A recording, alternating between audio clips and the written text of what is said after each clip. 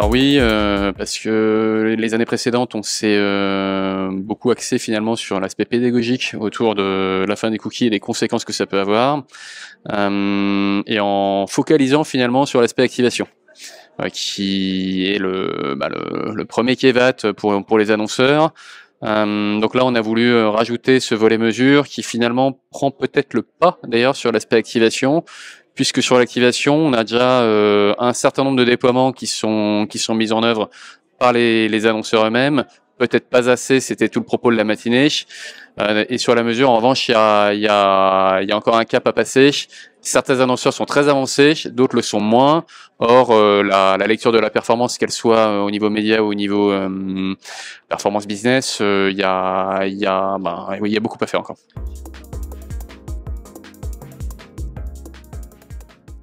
Alors, à mon sens, il y a un sujet d'architecture de données qui, lui, émerge très significativement, qui sont les clean rooms, qui servent à répondre à des cas d'usage liés à l'activation et aussi et surtout à la mesure.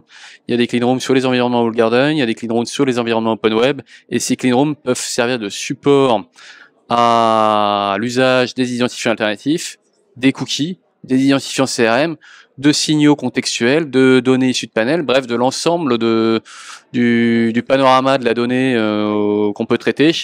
Et ces environnements analytiques respectent les aspects privacy et nous permettent de traiter justement ces cas d'usage liés à la mesure.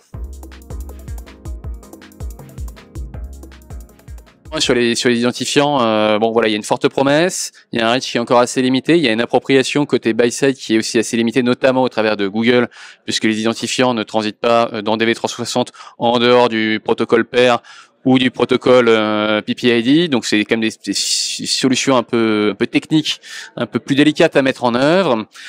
Donc finalement, chacun va avoir sa stratégie produit autour de ces solutions. Que ce soit Amazon, Meta, Trade Desk, Google et tous les indépendants, et à nous là de proposer les solutions qui sont les plus adéquates pour répondre à des enjeux universels finalement des annonceurs, et donc faire un tri, ça c'est important.